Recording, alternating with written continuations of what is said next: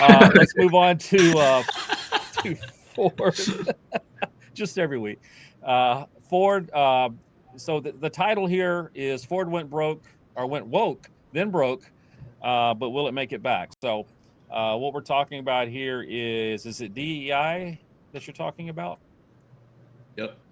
All right, Daniel, you want to talk a little bit about that? And try not to get us canceled. Sorry? I said try not to get us canceled.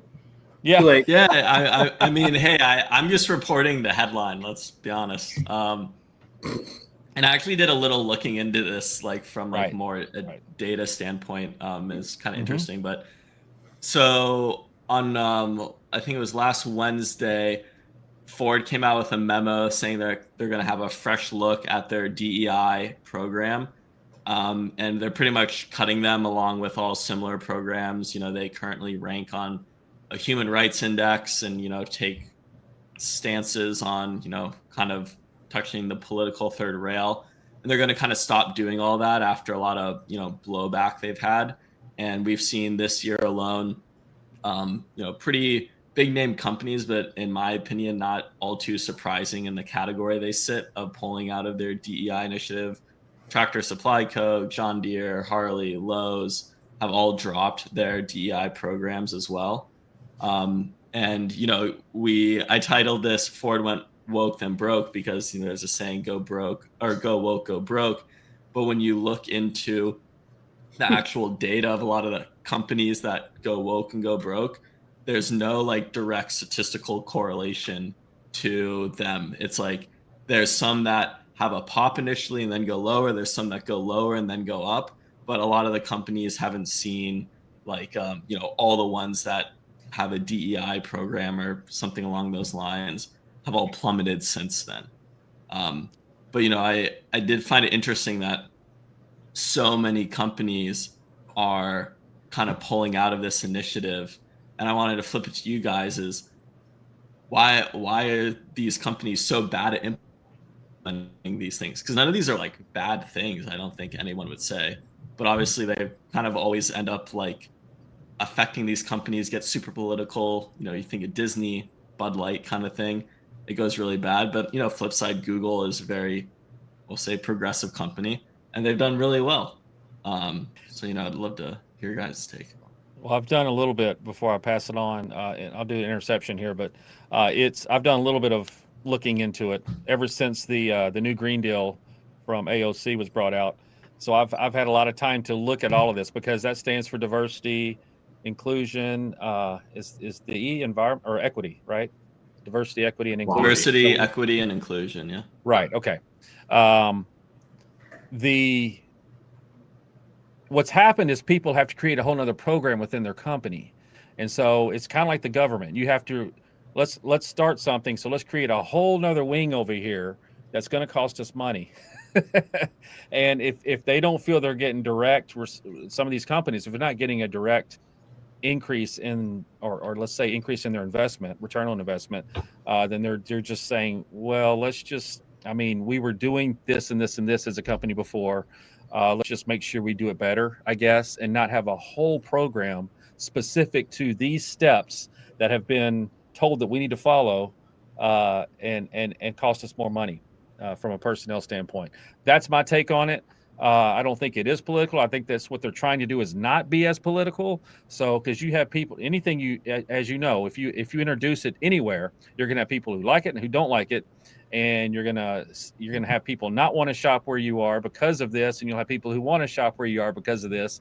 So it's just a numbers game eventually, and I think that's just what it is. It's just like, let's don't create any more expense to our company, and we will still, and they always say this, we will still look into this diversity, inclusion, and equity. We just won't have to follow specific these 1 through 10 or whatever it is that is trying to be implemented.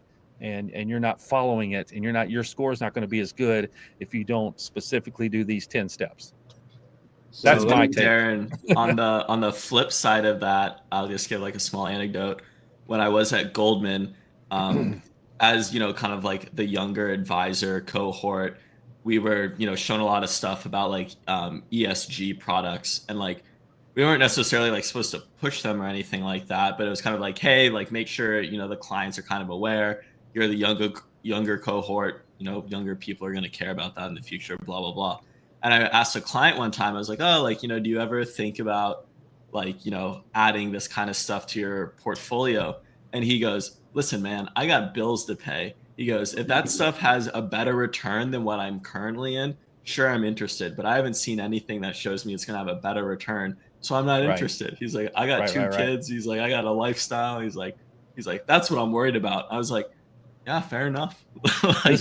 Like, I mean, it does tie in because that's the environmental, right? ESG is the environmental, the green. Yep.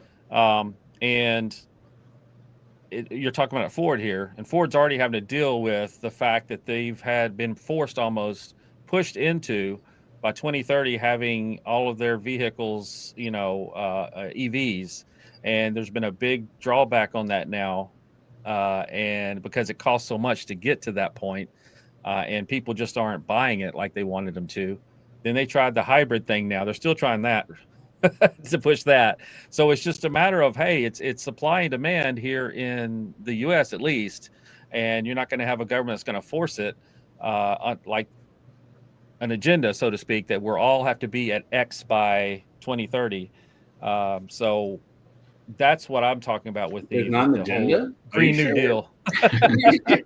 Yeah, I think the WEF and the Green New Deal are tied very closely together by 2030. That's why you keep seeing end dates of 2030 of things being implemented. You always see that, and that's what Davos every year they come together, and all the corporate CEOs and the leaders of the I thought world that's when that Mayan calendar ended. It might be. I think that's the end of the world. If we get to 2030, yeah, if we get to 2030, it might be the end of my world, because I'll be like, I just give up. I'll tell you what, depending on what news source you read, it feels like it's coming up. That's right. Yeah. I just want to see the first corporate Congress come out of here, like where companies become big enough to get voting rights like countries.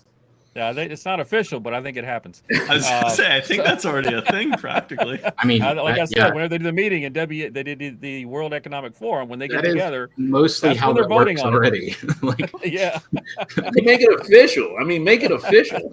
Might as well.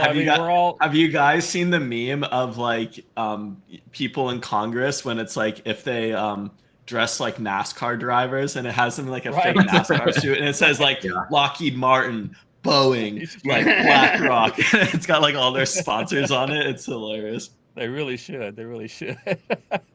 All right, Banker, anything to throw in here before we move on? Give you a chance to throw your ESG.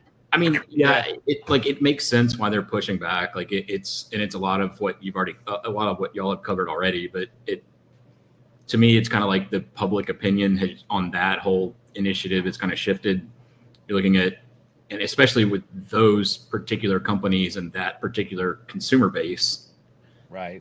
That opinion barely existed to begin with. The opinion was coming from outside and up, and so they were kind of forced to do something they didn't want to do in any way. So it makes sense why they're not going to try overly hard to implement these things in a way that might actually work. I mean, and if they're viewing it as fundamentally flawed, then and their consumer base is viewing it as fundamentally flawed, like they have very little incentive other than, like you said, that list of 10 rules that they have to follow. They're going to follow it and no more. And it makes sense. Yeah, exactly. Yeah, like some of your best employees with the attendance policy, right? They're going to follow it right to the edge. Much as they So question, is it DEI or DIE? DEI. Okay. Whew. I'm like, DEI. I'm like, they named something die. That doesn't seem like they want. I was about to say, I'm like, man, Royce was really looking for the end of the world. That was the draft before they decided. They changed it from die. Companies are going to adopt this and they're going to die. They're like, wait, we can't have that. Like, yeah. I mean, that's how they interpreted it. Company, put this in it. It'll die. Honestly, I think it was almost like an experiment. See how far we can push this. because I mean, I could see a link between that being fully run 100%, and then we're not going to fund you for this and this from the government unless you follow these 10. I mean, it gets getting dangerously close to socialism. Darren, I'm surprised you didn't bring in the conspiracy theory of that it's all made up by BlackRock to sell more products. Now that's ESG. I mean, they were all over that for sure. The ESG filter is just the economic filter of DEI for companies of how they get traded, right? What? Because programs. No. ESG is environmental social good. So like a lot of the things that correlate with DEI all fall into it. Yeah. Like I've never seen, maybe I'm wrong, but I've never seen like any DEI like ETFs, right? It's always ESG stuff.